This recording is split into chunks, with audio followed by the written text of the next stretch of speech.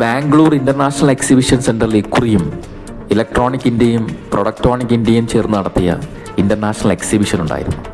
September 17 മുതൽ 19 വരെ നടന്ന ഈ ഇൻ്റർനാഷണൽ എക്സിബിഷനുകളിൽ ഇന്ത്യക്കകത്തു നിന്നും പുറത്തു നിന്നുമായി 6000-ലേറെ പ്രമുഖ ബ്രാൻഡുകളാണ് പങ്കെടുത്തത്.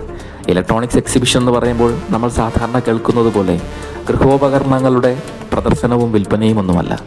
ഇലക്ട്രോണിക്സ് ഇൻഡസ്ട്രികളിൽ ഉപയോഗിക്കുന്ന ഉൽപ്പന്നങ്ങളുടെയും ഉപകരണങ്ങളുടെയും ഓട്ടോമേഷൻ സംവിധാനങ്ങളുടെയും ഒക്കെ പ്രദർശനമാണ് ഇവിടെ നടന്നത്. അതുവഴി വ്യാപകമായ ബിസിനസ് ഓപ്പർച്യൂണിറ്റികളുടെ ഒരു വലിയ മേള. സാങ്കേതിക വിദഗ്ധന്മാർക്ക് പുതിയ സംവിധാനങ്ങളെ അടുത്തറിയാനും സംരംഭകർക്ക് സപ്ലയർമാരെ തിരഞ്ഞെടുക്കാനുമൊക്കെയുള്ള വലിയൊരു അവസരമായിരുന്നു ഇത്. പാനാസോണിക്കും സാംസങ്ങും ഉൾപ്പെടെ എത്രയെത്ര കമ്പനികളാണ് അവരുടെ ഉൽപ്പന്നങ്ങളുമായി ഇവിടെ എത്തിയത്. എത്രയെത്ര സംരംഭകർ, സാങ്കേതിക വിദഗ്ധന്മാർ, ടെക്നീഷ്യന്മാർ, വിദ്യാർത്ഥികൾ ഉൾപ്പെടെ എത്രയെത്ര സന്ദർശകർ. സ്ക്വയർ ഫീറ്റിന് ലക്ഷക്കണക്കിന് രൂപയാണ് ഓരോ സ്റ്റാളിൽ നിന്നും സർക്കാരിന് ലഭിക്കുന്ന വരുമാനം. മൊത്തത്തിൽ ഒരു ഉത്സവമേളയായിരുന്നു ഇത്.